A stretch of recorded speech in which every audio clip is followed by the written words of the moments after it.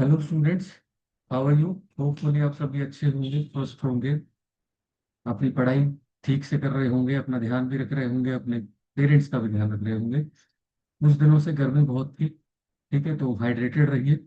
और अभी कल और कल और आज तो बारिश हो गई है एनसीआर में, बाकी जगह का मुझे नहीं पता, तो वेदर थोड़ा सा ठीक हो गया, अच्छा हो। ओके, सो चलिए।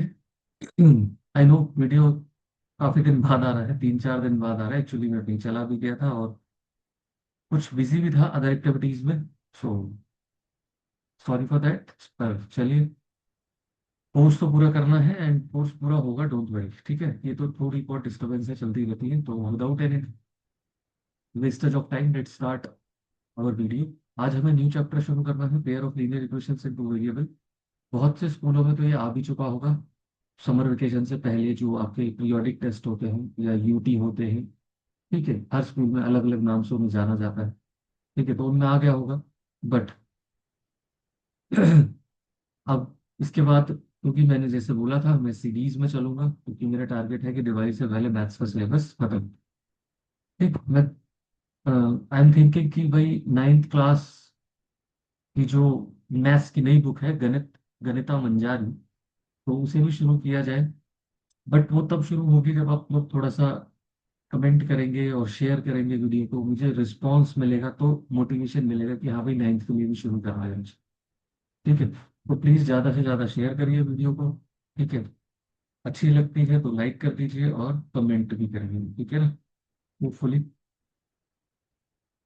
क्योंकि अभी मैंने जो मेरे नोन में जो बच्चे हैं, मान लीजिए मेरे रिलेटिव्स हैं या फिर कुछ हैं जो 10th में हैं, उनके स्कूल के जो मैंने देखा, स्कूल का जो पेपर देखा, उसमें जितना मैंने पढ़ाया हुआ सारा कुछ कवर हो रहा है। ठीक है, यानी कि इवन मैंने उससे ज्यादा ही पढ़ाया था, वो टाइप्स पूछी भी नहीं गई थी स्पोर्ट्स। ठीक है, तो उनसे काफी कुछ कवर हुआ था जो पॉलिनोमियल और रियल नंबर मैंने पढ़ाया था। ठीक है, तो आप भी फेथ रखिए और पढ़ते रहिए। चलिए स्टार्ट करते हैं वीडियो को। सो टॉपिक क्या है? पेयर ऑफ लीनियर इक्वेशन से टू वेरिएबल। तो सबसे पहले हम चैप्टर का नाम ही समझते हैं। ठीक है, सबसे पहले हम चैप्टर का नाम ही समझते हैं। ठीक है, बड़ा नाम है तो यहाँ से लिखना शुरू करते हैं। पेयर ऑफ लीनियर इक्वेशन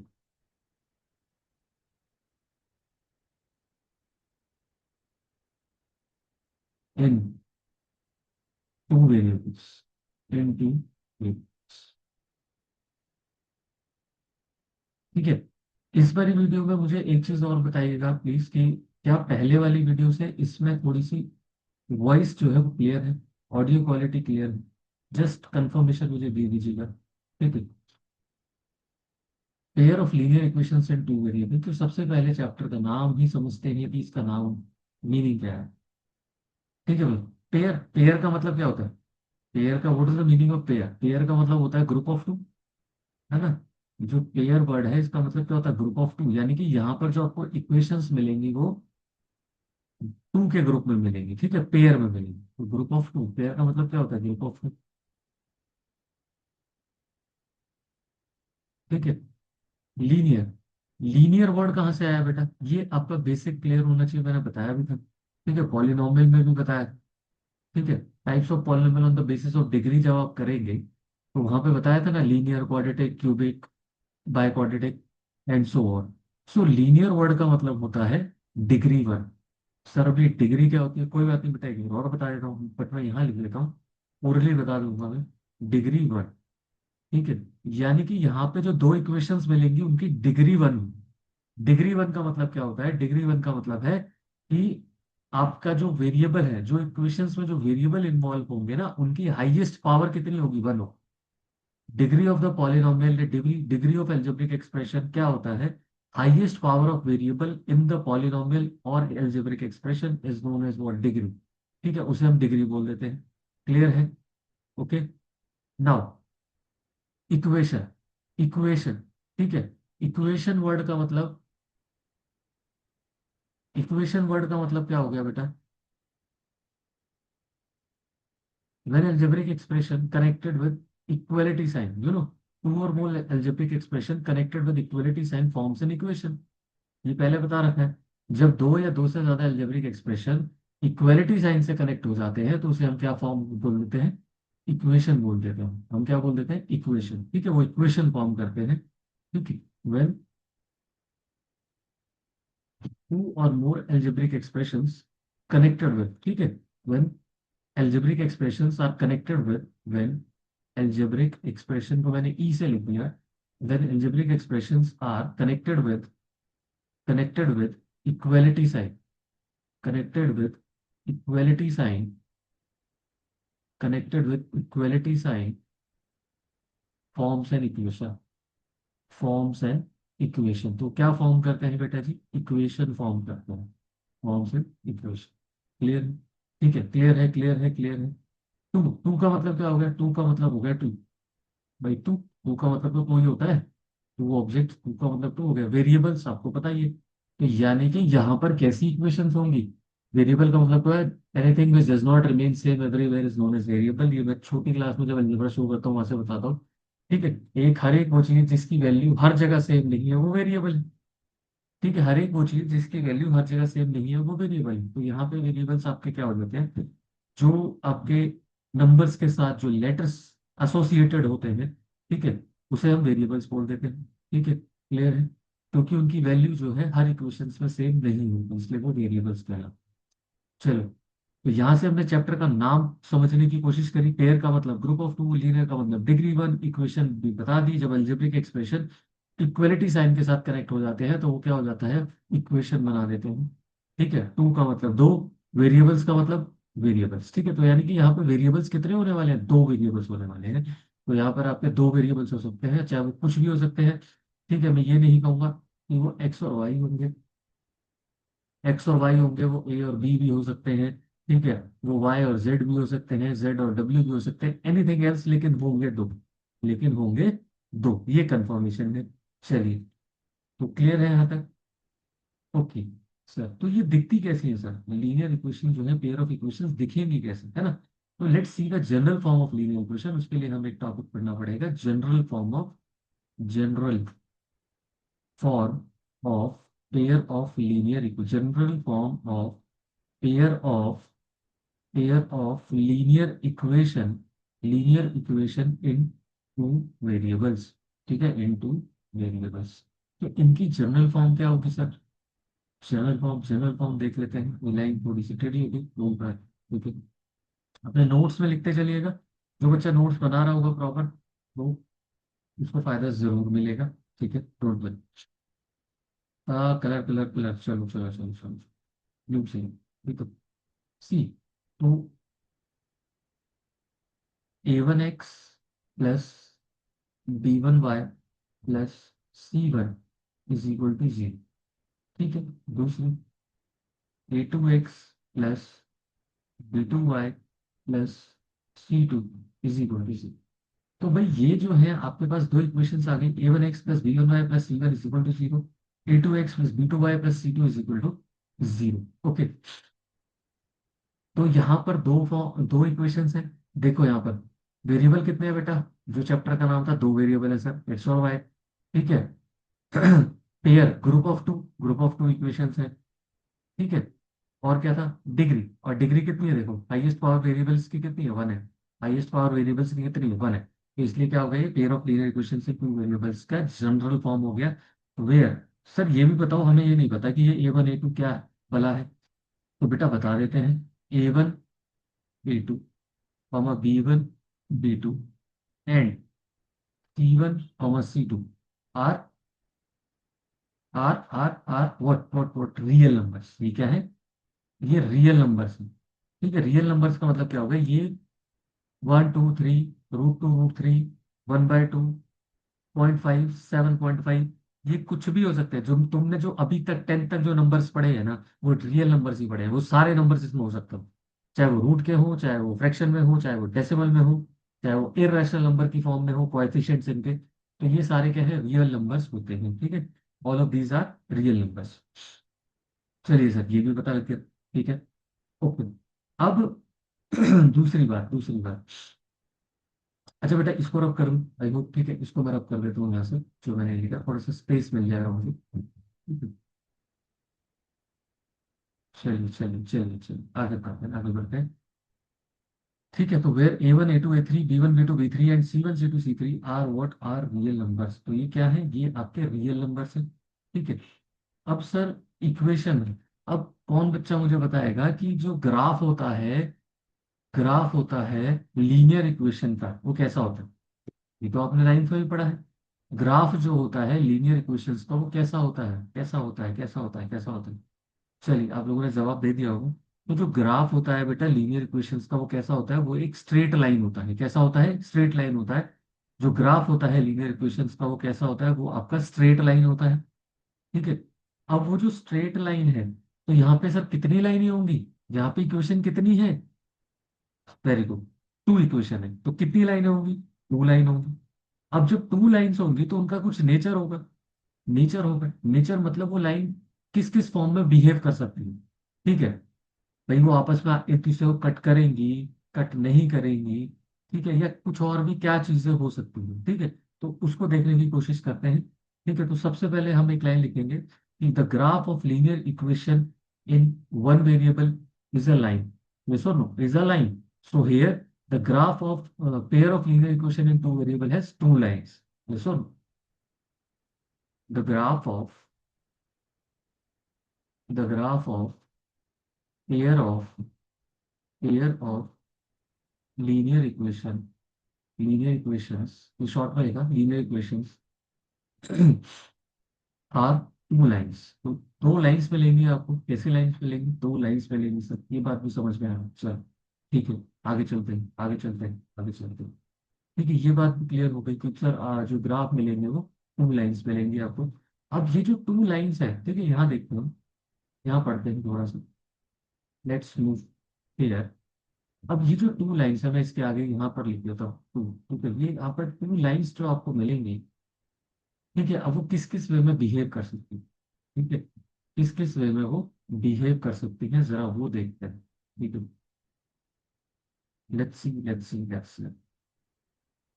ठीक है, वो किस किस वे में बिहेव कर सकती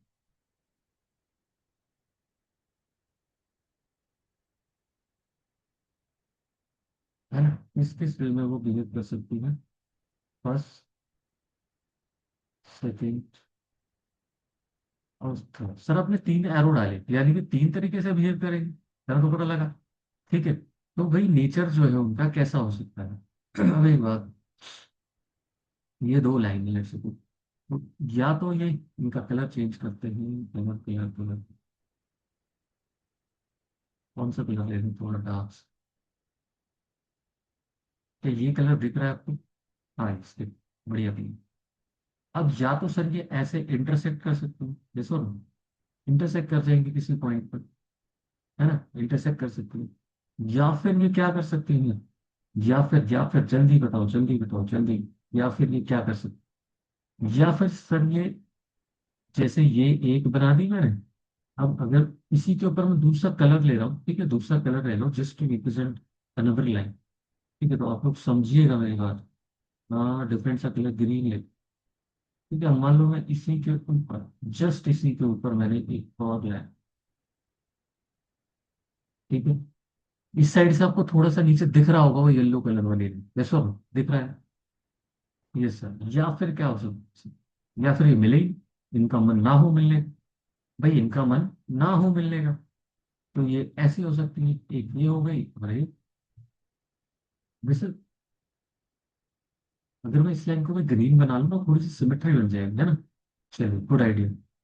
एक लाइन इसको रब कर देते हैं और इसको ग्रीन बना, जो नीचे वाला कलर है, तो सिमेट्री रहेगी कि भाई दो दो लाइंस हैं, अलग अलग लाइंस, है ना, दो अलग अलग लाइंस हैं। या फिर ये क्या हो जाए, बिल्कुल पैरेलल हो जाए। ठीक है, तो दो लाइन से आपको दो कलर दिख रहे हैं। ठीक है, एक येलो और एक ग्रीन। ठीक है, तो अब यहाँ पर इसके अलावा क्या कोई और केस है बेटा, किसी के माइंड में आ रहा हो कि सर नहीं, एक और केस हो सकता है? दो लाइंस ये तीन तरीके से ही बिहेव करेंगी, या तो वो आपस में कट करेंगे एक दूसरे को, या फिर एक के ऊपर एक, जिसे हम क्या बोलते हैं, ओवरलैप करना, या कॉन्सिडेंट बोल देते हैं। क्या बोल देते हैं? कॉन्साइड करना। ठीक है, इसको बोल देते हैं कॉन्सिडेंट, कॉन्साइड करना। ठीक है, या फिर क्या हो सकती है सर, वो मिले ही ना, उनका मन ही नहीं हो मिलने का। ठीक है, वो अलग अलग है बिल्कुल ठीक है ना। तो अभी हम क्या पढ़ रहे हैं, इन दो लाइंस का बिहेवियर पढ़ने की कोशिश कर रहे हैं। We are trying to study the behaviour of these two lines. So so चलिए, तो अगर यहाँ पे नेचर देखें, तो नेचर क्या आ रहा है, नेचर क्या आ रहा है भाई, नेचर क्या आ रहा है, थोड़ा बहुत कलरफुल रहता तो अच्छा लगेगा ना। नेचर क्या आ रहा है सर, ये तो इंटरसेक्टिंग हो गई। कैसी हो गई, इंटरसेक्टिंग हो गई। ये सर ये कोइंसिडेंट हो गई, कोइंसिडेंट। एंड ये सर ये पैरेलल हो, सर ये पैरेलल हो गई, ठीक है।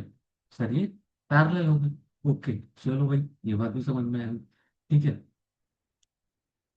दूसरा, सर क्या ऐसा, अब ये तो हमें तब पता लगेगा जब हम ग्राफ बनाएंगे। मान लो हमारे पास दो इक्वेशन दे रखी है, ठीक है, सामने मेरे को कोई दो इक्वेशन दे रखी है।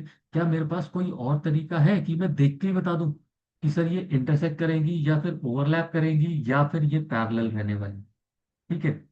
ये इंटरसेक्ट करेंगी ऐसे, ये ओवरलैप करेंगे जैसे आपको मेरी पीछे वाली फिंगर नहीं दिख रही होगी, और या फिर ये पैरेलल है। तो क्या कोई ऐसा तरीका है देख के, हाँ सर बिल्कुल कंडीशन है, ठीक है। कंडीशन है, कंडीशन है, तो कंडीशन सुन लेते हैं, कंडीशन बता देते हैं, ठीक है। तो कंडीशन क्या है, सो कंडीशन आपकी क्या है। इंटरसेक्टिंग की कंडीशन बेटा क्या होती है, इंटरसेक्टिंग की कंडीशन क्या होती है, बताओ जल्दी से। आप लोगों ने चैप्टर पढ़ रखा है, तो इंटरसेक्टिंग की कंडीशन क्या होती है, लेट्स जल्दी बताइए, जल्दी बताइए। यस वेरी गुड, जिन बच्चों ने बोला a1/a2 is not equal to b1/b2, yes sir, condition intersecting की a1/a2 is not equal to b1/b2, क्योंकि जो फर्स्ट एक्सरसाइज है आपकी वो इसी पे बेस्ड है। फर्स्ट टाइप ऑफ क्वेश्चन जो बनते हैं, क्योंकि एक्सरसाइज तो मैंने कहा मैं नहीं कराने वाला, तो जो क्वेश्चन जो है वो इसी पर ही बेस्ड होते हैं, ठीक है। तो a1/a2 क्या होता है, और not equal to b1, a1/a2 बेटा यहाँ से लेंगे कोएफिशिएंट ऑफ x दोनों इक्वेशंस में, ठीक है। कोएफिशिएंट जो होते हैं, कोएफिशिएंट ऑफ x फर्स्ट वाली इक्वेशन में, कोएफिशिएंट ऑफ x सेकंड वाली इक्वेशन में, ठीक है sir.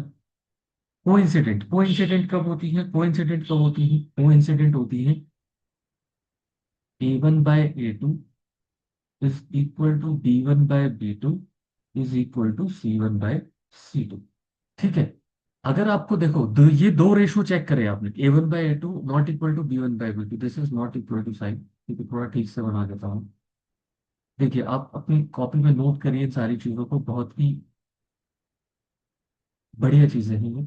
a1/a2 is not equal to b1/b2, और कोइंसिडेंट हो गया a1/a2 is equal to b1/b2 is equal to c1/c2 is equal to c1/c2, okay. तो अगर ये जो दो इक्वेशंस, अगर ये कंडीशन आती है तो लाइंस आपकी कोइंसिडेंट होती है। कोइंसिडेंट का मतलब होता है कैसी होती है, कैसी होती है, एक दूसरे के ऊपर होती है, बिल्कुल, ठीक है, एक दूसरे के ऊपर होती है, कोइंसाइड करती है, ठीक है। पैरेलल, पैरेलल लाइन कब होती है, जब sir a1/a2 equal to b1/b2 तो हो, लेकिन ये c1/c2 के इक्वल ना हो, लेकिन ये c1/c2 के इक्वल ना हो, तो उस केस में जो आपकी लाइंस होती हैं वो कैसी होती है, वो पैरेलल होती है। कैसी होती है, पैरेलल होती है, ठीक है। तो ये कंडीशन पता लगती है। अब इसी के बेसिस पे इनके सॉल्यूशन की कंडीशन भी डिसाइड होती है। सॉल्यूशन क्या होता है, सॉल्यूशन क्या होता है, सॉल्यूशन, सॉल्यूशन बेटा वेरिएबल्स की वो वैल्यू होती है जो इक्वेशंस को सेटिस्फाई करती है। सॉल्यूशन क्या होता है, वेरिएबल्स की वो वैल्यूज जो इक्वेशंस को सेटिस्फाई करती है। सेटिस्फाई का मतलब क्या है, जैसे मेरे पास दो इक्वेशंस है, मैं यहाँ पे इसे सपोज फॉर एग्जांपल मैं दो लाइंस लिख देता हूँ, मैं कोई भी, ठीक है, एग्जांपल लिख देता हूँ, दो दो इक्वेशन सिंपल से, लेट मी, हाँ, जैसे सपोज फॉर एग्जांपल मैंने यहाँ पे ये लिखी, ठीक है, फॉर एग्जांपल मैंने ये दो इक्वेशंस लिखी, 2x + y is equal to 5 and 3x + 2y, 3x + 2y is equal to 8, okay. अभी दो इक्वेशंस लिखी, तो यानी कि यहाँ पे x और y की वो वैल्यू जो इन दोनों इक्वेशंस को सेटिस्फाई करे। सेटिस्फाई का मतलब क्या है, अगर मैं फर्स्ट इक्वेशन में एलएचएस में x और y डालूं तो 5 आना चाहिए, आरएचएस में x और y डालूं, सेम x है भाई जो मैंने ऊपर डाला, वही x और y जब मैं सेकंड इक्वेशन में डालूंगा तो मेरे पास एलएचएस में 8 आना चाहिए, एलएचएस में 8 आना चाहिए, अंडरस्टूड।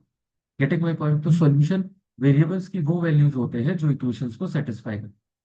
ठीक है, solutions are those values of variables which satisfies the equation.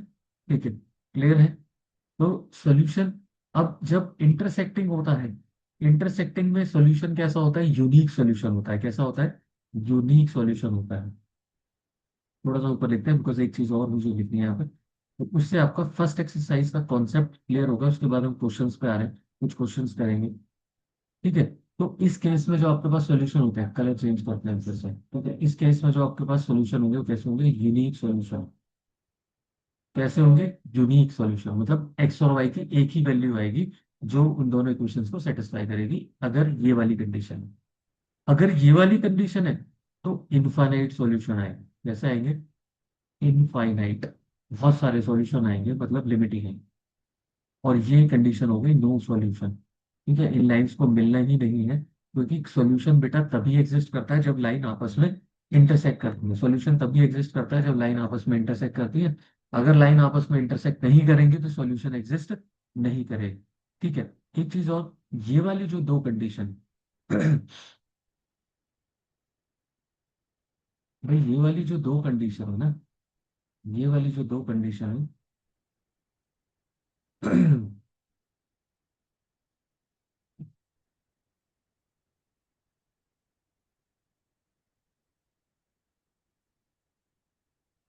ये वाली जो दो कंडीशन है, दिस और दिस, ठीक है, इनको हम बोलते हैं कंसिस्टेंट। कंसिस्टेंट कब बोलते हैं? जब सॉल्यूशन एग्जिस्ट कर रहा है। ठीक है, अगर सॉल्यूशन एग्जिस्ट कर रहा है तो कंसिस्टेंट। ठीक है, कंसिस्टेंट। ये भी क्वेश्चन है फर्स्ट एक्सरसाइज में। और इस सिर्फ इस अकेली कंडीशन को हम बोल देते हैं इनकंसिस्टेंट। क्या बोल देते हैं? Inconsistent.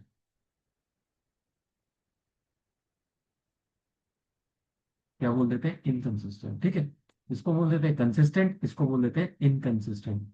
Understood? Getting my point? कोई दिक्कत, कोई परेशानी? ठीक है, तो बहुत बढ़िया सा बोर्ड दिख रहा है हमारा, इसको नोट कर लो अपने पेजेस में, सबने नोट कर लिया होगा। ठीक है, और मैं सजेस्ट करूंगा दो डिफरेंट कलर से बनाया करो नोट्स, ब्लैक, एटलीस्ट ब्लैक और ब्लू से। ठीक है ना? ज्यादा तो नहीं, एटलीस्ट ब्लैक और ब्लू से बनाया करो। तो चलो ले लेते हैं स्क्रीनशॉट, जो कि आपको मिलने तो वाला है नहीं, क्योंकि आपको मेहनत करनी है आपका। चलिए, तो अब इनके ऊपर कुछ क्वेश्चंस देख लें। इनके ऊपर क्वेश्चंस देख लें, क्वेश्चंस कैसे आते हैं सर, क्वेश्चंस देख लेते हैं। ठीक है, ठीक है, इनके ऊपर क्वेश्चंस देख लेते हैं। Questions, questions. Let's clear the board. ठीक है, बोर्ड क्लियर करना चाहिए ऑल। चलो, अब इनका क्वेश्चंस देखते हैं कैसे आते हैं। इस चैप्टर में बेटा वर्ड प्रॉब्लम्स का वेटेज ज्यादा है, इक्वेशन इक्वेशन सॉल्व करने का वेटेज ज्यादा है। ठीक है,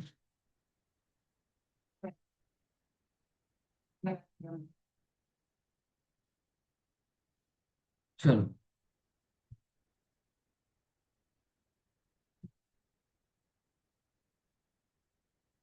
क्वेश्चन देखते हैं कुछ। ये टाइप वन के क्वेश्चन है जो कि कंडीशन बेस्ड है। टाइप वन क्वेश्चन है जो condition based. Type one condition based problem.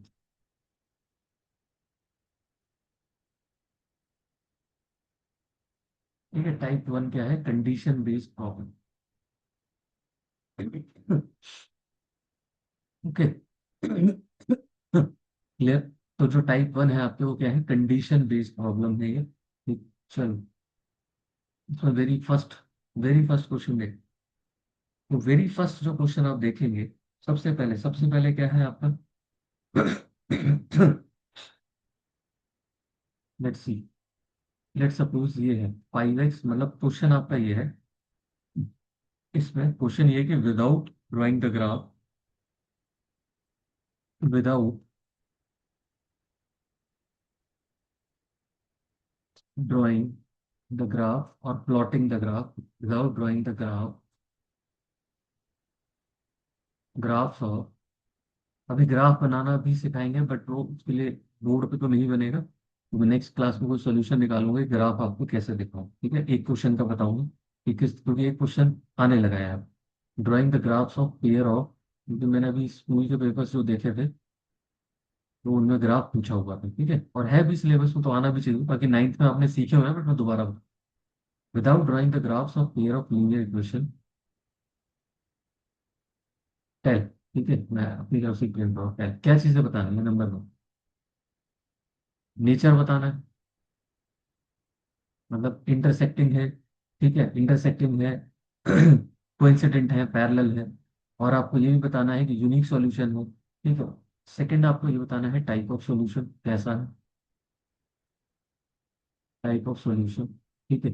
और तीसरा आपने बताना है कंसिस्टेंट और इनकंसिस्टेंट, कंसिस्टेंट और इनकंसिस्टेंट, ठीक है बेटा, कंसिस्टेंट और इनकंसिस्टेंट, ये तीन चीजें आपने बतानी है, ठीक है। ये टाइप आज खत्म नहीं होगी डोंट वरी, क्योंकि कल ये टाइप और उसके आगे एक और टाइप, ठीक है, नेक्स्ट क्लास नेक्स्ट वीडियो में, कल नहीं बोलूंगा, ठीक है। तो नेक्स्ट वीडियो में, चलो, तो क्वेश्चन लिखते हैं, क्वेश्चन क्वेश्चन क्वेश्चन आपके पास अब इक्वेशन है जैसे कि 5x - 4y + 8, ठीक है, तो इसमें फर्स्ट पार्ट अभी मैंने दिया है 5x - 4y + 8 = 0, सेकेंड आपका क्या है 7x + 6y - 9 ठीक है, ये दो इक्वेशन है आपके पास। अब इसमें आप देखोगे, ठीक है, मैं आपको बता भी दूं कैसे सॉल्व करना है, ये आपके पास क्या चीज़ है, A1 है आपके पास 5 ऑब्वियसली, B1 है आपके पास, जो इक्वेशन के कोएफिशिएंट है विद साइन लिखने -4, और C1 है आपके पास 8, ठीक है। A2 है आपके पास कितना, A2 है आपके पास 7, B2 है आपके पास 6, और C2 है आपके पास -10। देखो अगर सपोज सपोज यहाँ पर ऐसे लिखा होता ना, जस्ट उसके लिए बता रहा हूँ अंडरस्टैंडिंग के लिए, क्योंकि क्वेश्चन इस फॉर्म में भी देख, मान लो यहाँ पर 8 लिखा हो, तो आपका जो C1 हो जाता ना वो बेटा यहाँ -8 होता, क्योंकि जब इस 8 को इधर लाओगे, जब इस 8 को इधर शिफ्ट करोगे तो -8 हो जाएगा, ये सो, ठीक है। ये बात समझ में आ गई कि अगर राइट हैंड साइड में कांस्टेंट लिखा होता है तो जो C1 है उसका साइन चेंज करके लिखना, बस ये ध्यान रखना। अगर राइट हैंड साइड में कांस्टेंट टर्म लिखी हुई है तो स्टैंडर्ड फॉर्म में सारी चीजें लेफ्ट हैंड साइड में थी, जो जनरल फॉर्म हमने पढ़ी थी उसमें सारी चीजें लेफ्ट हैंड साइड में थी। तो अगर क्वेश्चन में कांस्टेंट जो है आपका राइट हैंड साइड पे लिखा हुआ है, तो उस C1 जो होगा, C1 और C2 जो होंगे उनके साइन चेंज करके लिख देना, बस इतनी बात, ठीक है, इतनी बात है। तो हम क्वेश्चन को दोबारा पहले जैसा कर देते हैं, ठीक है, नहीं तो फिर कहोगे सर आपने ये नहीं बना। तो यहाँ पे क्या था -4y + 8 था, +8 था, और यहाँ पे 0, ठीक है। तो अब A1 हो गया 5, A2 हो गया 7, B1 हो गया -4, B2 हो गया 6, और C1 हो गया आपके पास +8, सॉरी यार तो यहाँ से रब करना भूल गया, C1 हो गया आपका क्या 8, C1 हो गया आपका क्या वो 8, ठीक है, C1 हो गया 8 और C2 हो गया -9। तो अब चेक करते हैं। A1/A2 is what 5/7, comma B1/B2 is what -4/6, तो वैसे ही इक्वल, एक प्लस का एक माइनस का, टू टू जा टू थ्री जा, तो क्या लिख देंगे क्लियरली, ये क्लियरली लिखा है, तो बच्चे गलती नहीं लिखा, मतलब बोल भी करूंगा यार clearly, A1/A2 not equal to B1/B2, तो फिर से चेक करने में दिखा, A1/C2 चेक करने की जरूरत ही नहीं है, तो A1/A2 is not equal to B1/B2, तो ये कैसा सॉल्यूशन हो गया, यूनिक सॉल्यूशन, कैसा सॉल्यूशन हो गया, यूनिक सॉल्यूशन हो गया ये, ठीक है।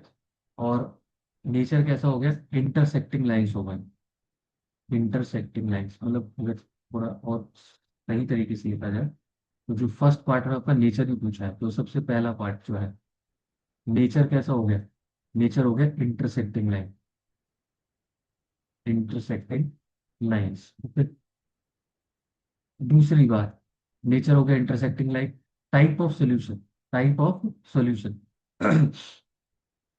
तो सॉल्यूशंस का टाइप कैसा होगा, नेचर हो गया intersecting line, type of solution, type of solution, tell me type of solution unique, unique. और अगर सॉल्यूशन एग्जिस्ट करता है तो उस केस को क्या बोलते हैं, कंसिस्टेंट। क्या बोलते हैं, कंसिस्टेंट। तो इस जो एक क्वेश्चन में, ठीक है, आपके जो एक्सरसाइज है आपकी बुक में, उसके आई थिंक 2-3 क्वेश्चन कवर हो, क्योंकि एक पर पूछ रहा है वो टाइप, एक पर पूछ रहा है नेचर, एक पर पूछ रहा है कंसिस्टेंट इनकंसिस्टेंट, तो तीनों क्वेश्चन कवर हो गए इसमें। समझ में आई बात, तो इतना ही करना था।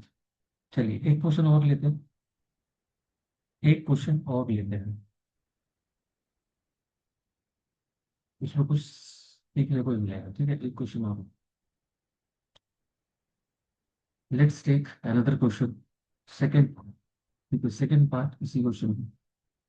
9x + 3y, 9x + 3y is equal to -2। ठीक है, और 18x is equal to -24 is equal to -2। ठीक।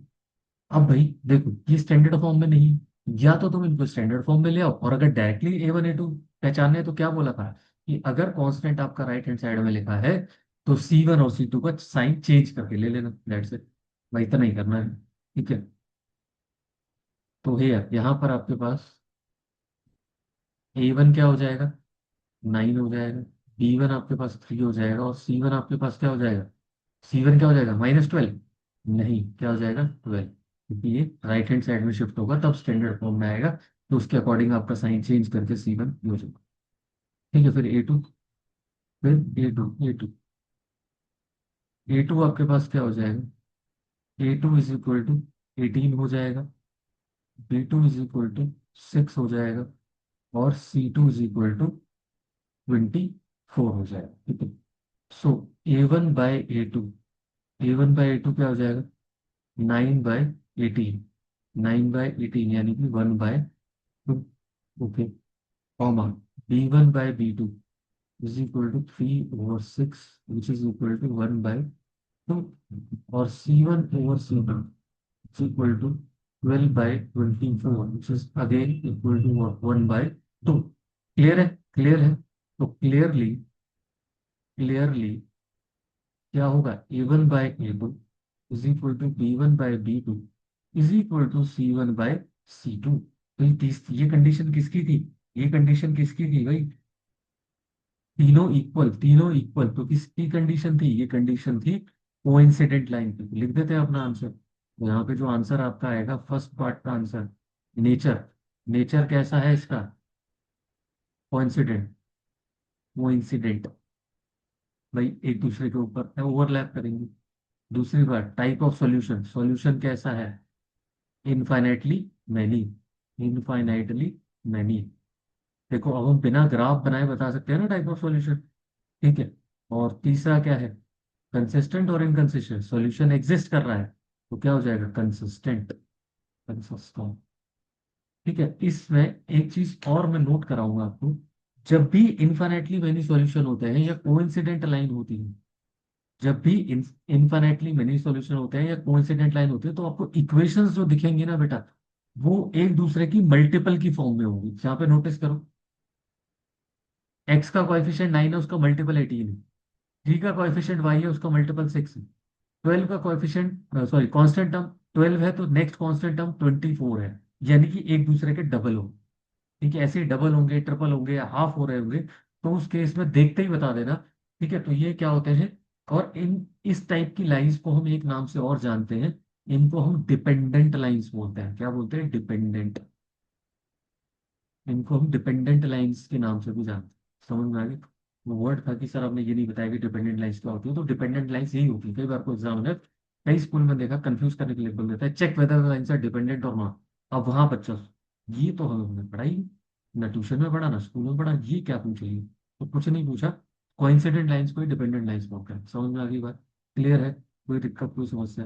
ठीक, तो ये दो क्वेश्चन हमने करे। ठीक है, ये दो क्वेश्चन हमने करे। ठीक है, चलो एक पैरेलल वाला और कर लेते हैं, एक पैरेलल वाला भी कर लेते हैं, उस बेचारे से क्या दुश्मनी है ना, पैरेलल वाला भी कर लेते हैं। स्पेस बनाए थोड़ा सा, 3 मिनट।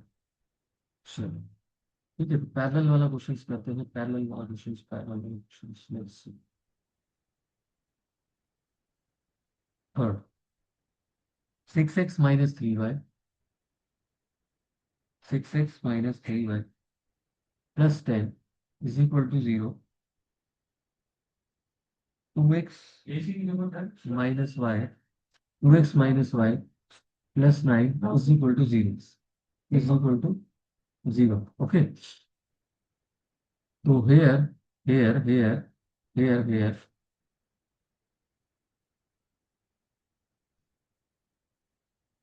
चलिए लिख लेते हैं। A1 is what? 6. B1 is what? -3. C1 is what? 10. A2 is what? 2. B1 is what? -1. And C2 is what? 9. Okay. C2 is what? 9. So A1 by A2 अगर हम चेक करेंगे तो क्या आएगा आपके पास? 6/2 which is equal to 3। B1/B2 अगर आप चेक करेंगे तो आपके पास क्या आएगा? -3/-1 which is equal to again, और C1/C2 आपके पास आएगा तो क्या आएगा? 10/9। सो क्लियरली क्लियरली क्या हुआ? A1/A2 is equal to B1/B2 is not equal to C1/C। This one. First, nature कैसा हो गया? पैरेलल लाइंस हो गई। नेचर कैसा हो गया बेटा? Parallel lines. ठीक है। दूसरा, सॉल्यूशन, सॉल्यूशन कैसा हो गया? नो सॉल्यूशन, कोई सॉल्यूशन एग्जिस्ट नहीं करेगा। तीसरा, कंसिस्टेंट और इनकंसिस्टेंट, इनकंसिस्टेंट, क्योंकि एक ही केस है इनकंसिस्टेंट का, यही वाला। जब सॉल्यूशन एग्जिस्ट ना करे तो उस केस को हम क्या बोल देते हैं? इनकंसिस्टेंट बोल देते हैं। तो ये तीनों केस आपको करा दिए। ठीक है, तीनों के तीनों केसेस आपको करा दिए हैं। ठीक है।